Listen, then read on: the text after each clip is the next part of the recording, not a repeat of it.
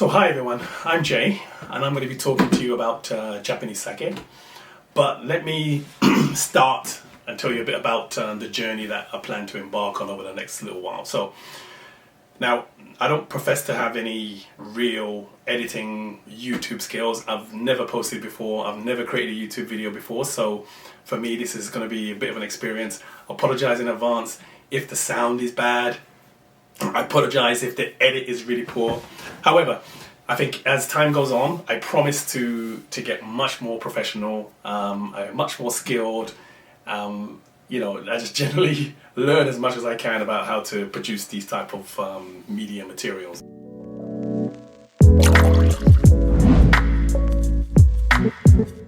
But anyway, what I'll be talking about over the next while is a range of subjects related to Japanese sake, right? So I have a passion for sake, I want to express that to you all.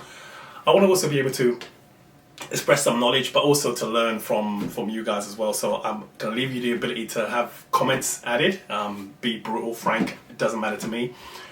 And let's just share and have a snob-free, great experience and just relax and enjoy learning about some really interesting things about Japanese sake, right? So I'm recovering from a cold as well, so excuse me for that if my throat is a bit throaty still. However, okay, so that's kind of setting the scene. I'll be doing a series of videos. I'll try and post as frequently as I can based on my skill level, so don't expect it to be daily, but definitely I want to do once every couple of weeks at least for the time being anyway, till I get more versed at how to do it. So without further ado, I guess I'll get straight into it. I'm going to focus today the conversation about one of my favorite sakes that I have. Actually, one thing I should also say is that I also import Japanese sake into Canada. I'm based in Toronto, Canada, and I've had a small import agency now for maybe a couple of years, and I bring in a variety of different sake from Japan to Canada.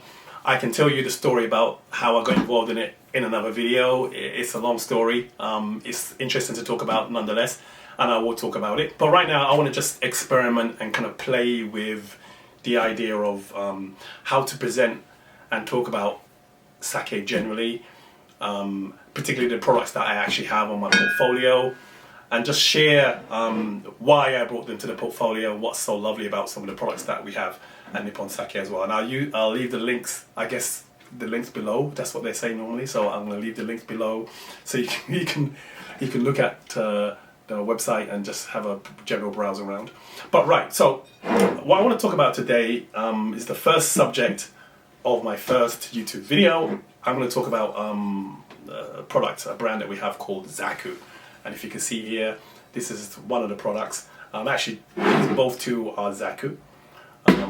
Now Zaku itself, the word itself means, from the brewery's perspective, it means to work, right? So one of the kind of beautiful romanticized feelings that people have about sake breweries, including myself, is that there's a lot of history and a lot of passion that goes into the product. And in this particular product, Zaku means to work, and it also means, not just the work of making the product itself. It also involves the work of the person who supplies a product in a liquor store.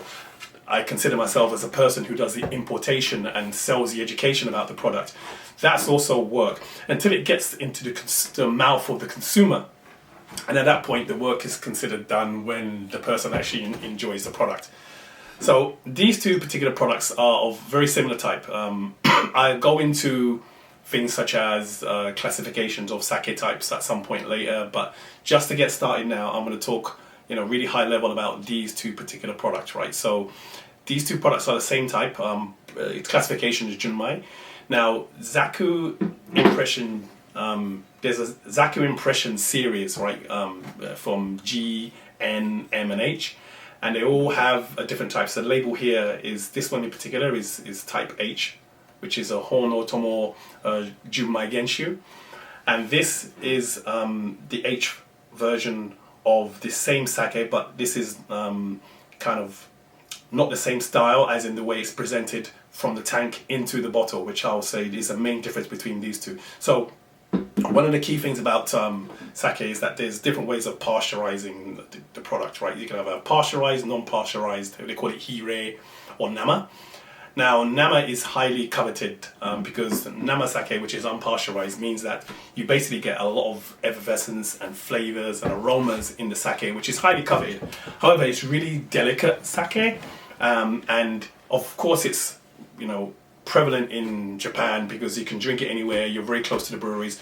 But when you're talking about having distances like we have here between Canada and Japan, it's very hard to transport. So in Canada, it's very rare to have really good, genuine, you know, expressive namas, simply because the distance of travel is too far and it's generally hard to ship, right? If you're in BC, it's easier because it's much closer to Japan. But for Japan to Toronto, it's like, you know, 3-month journey, and that's kind of quite far, and you don't know what the temperature is going to be in the, you know, the shipping containers, etc. So therefore, it's very delicate.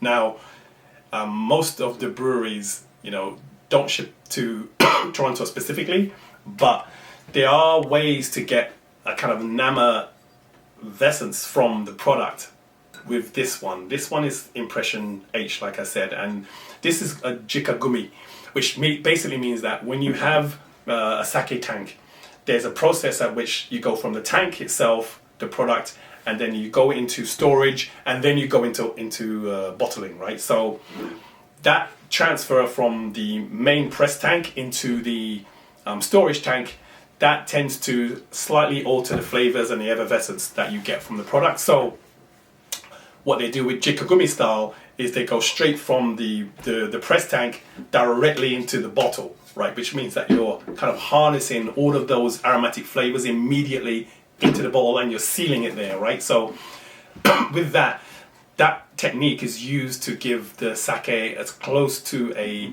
you know, unpasteurized or nama feeling as you can possibly get, right? So this is as close to nama as you get. It is pasteurized, but it actually really does taste like a nama. It's got a nice zest on it, and this is its equivalent, pasteurized equivalent version, right? And the taste, this is very smooth, and it is really popular as well. This has got a slight edge on it, not carbonation. It's really just that slight kind of zesty, aromatic, really flavorful, and it's super popular. And we love this product. So yeah, the Impression G, the bottle on this is lovely. You can't get it through the video, but this is kind of like a raised edge kind of impression pattern on the bottle, and you can kind of, I don't know if you can hear it or not, but it's really kind of rough, like kind of embossed in some kind of way, but it's really, really, really nice. And so yeah, and so these are the two products that I want to talk about briefly in my experimental video. Like I said, I promise to get better. It's going to take a little bit of time, but I definitely will get there. Have a lot of stories to tell. At some point we're doing some interviews, etc. as well. So please, if you can get your hands on these and you're in Toronto, I'd highly recommend it. Or if you just want to have a conversation online, please just drop me some notes down below. And I know that, you know, mostly people say there's a subscribe link and the rest of it, so I'm going to pretend that there's a subscribe link at somewhere for you to press. I don't know if it's left or right, but I'll figure it out and I'll put one on there, and hopefully you can enjoy me on this like really wonderful and interesting journey. All right, thank you very much for listening, or watching in this case.